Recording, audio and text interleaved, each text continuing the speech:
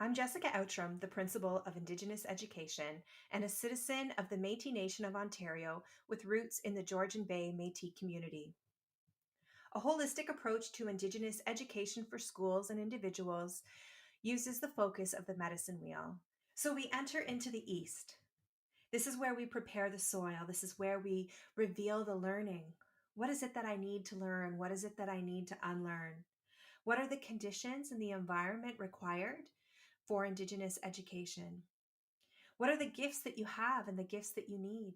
So, for example, some schools you may find that the gifts that you have, or you have a strong team of educators who already have experience and understanding within Indigenous education, or perhaps they have a real interest in making change within the system. And that can be a real gift. Sometimes the gifts that you need are you may not have access to authentic voices. And as we know from the principles of Indigenous education, particularly principle number 5, nothing about us without us, you really need to have an Indigenous voice alongside you every step of the way. In the East is where we notice and name colonization and its impact. This is where we really start to understand how the system has harmed Indigenous people over time. This is where we practice new ways of seeing. This is where we really begin in the East to understand what is the scope of the work ahead. What is it that I know and what is it that I need to know? The East is a good place to start. And many of us are in the East in our learning around Indigenous education because there are gaps in our learning. What has the impact been of colonization in our schools and in our communities, and how can I learn more about it? Once we have an understanding of the East, the soil, preparing that soil, then we can move to the South. And this is where we plant the seeds. This is where we start to think about what is it that I need to learn? And so the seeds that we start to plant have to do with our relationship to land, to our own experiences. So, how can we look at ourselves in relation to Indigenous knowledge, perspective, and culture? How does the story of Indigenous knowledge, perspective, culture, and history fit with my story? And what is it that I can teach? And what is it that I need to bring an authentic voice to teach? When we move into the West, this is where we nurture the plants. This is where we reflect on impact and how can I make a difference? This is where we look at shared leadership, shared ownership, where we learn for social change. This is where we actively infuse Indigenous knowledge, perspective, and culture into all subject areas throughout the school. This is where teachers often want to start. We all want to be in that place where we're actively infusing Indigenous knowledge, perspectives, and culture.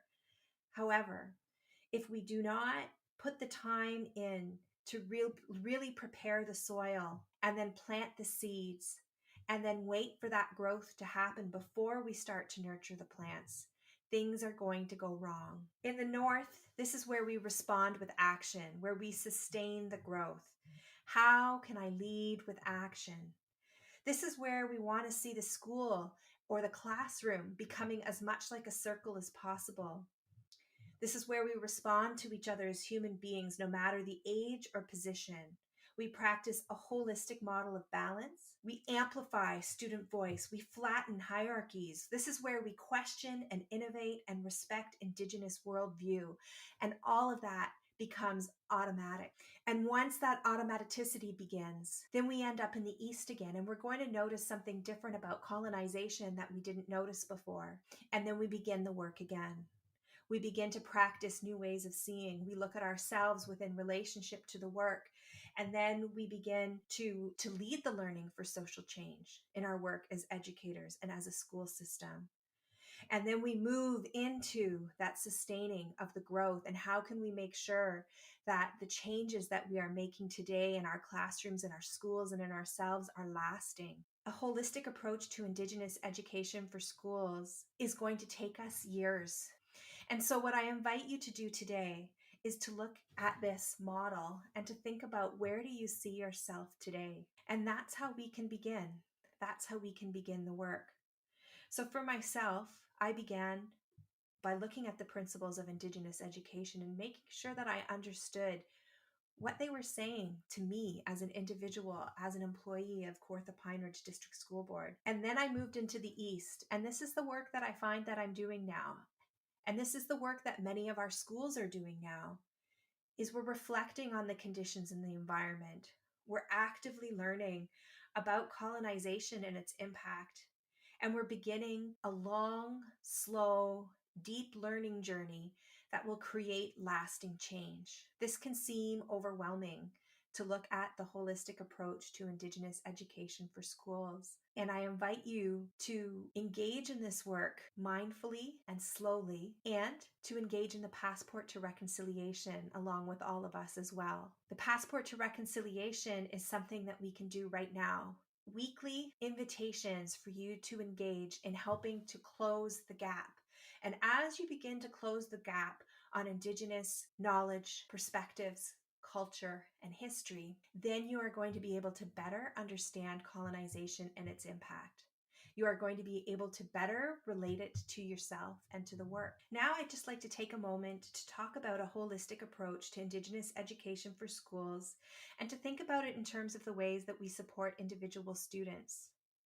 So, when I'm thinking about supporting individual students, I begin in the East and I think about the soil. What are the conditions required for this student to thrive? What is the environment that this student is in? I think about what are the gifts the student have and what are the gifts that the student needs. And I practice as an educator new ways of seeing the story of the student so that I can determine new ways of helping the student. And then I decide on a strategy. I think, I wonder if this will work. I wonder if that will work. And this is where I start to plant the seeds. This is where I try something out. And I look at the student in relationship to that strategy. And I give it time. I give it time just like I would give my tomato seeds the time it takes for them to grow into tomato plants, the time it takes for the plants to grow into bearing fruit. It takes time. And so in the West, when I think about supporting a student using this is where we nurture the plants. This is where the student starts to change. This is where we start to change as an educator. This is where we can really make a difference because the soil has been prepared, the seeds have been planted, and this is where we can really reflect on what needs to shift and what will we keep the same as the seasons pass and the conditions change again. And then when I move into the north, this is where I think about sustaining the growth. This is where I begin to think about working with a student in terms of that gradual release. And what does that look like? How is it that this student can become independent and flourish in this environment? What is required and what is my role in supporting that as an educator? There is lots more for us to discuss in terms of using this model. This is just a brief overview to give you some of the story that goes into looking at these slides. And I encourage you to reach out to our department, the Indigenous Education Department, anytime. We would be happy to talk through any of these ideas with you and to help support your own individual learning and the learning that's happening within your classrooms, your schools, and your departments. Miigwech, Marcy, thank you.